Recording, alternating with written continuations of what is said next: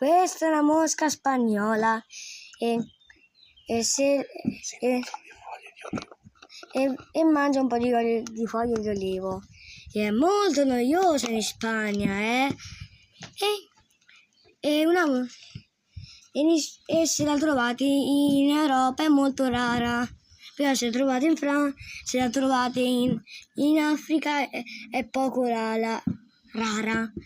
Se avete fortuna la potete fare anche al culo, capito? E era cascata lei. È molto noiosa di Spagna.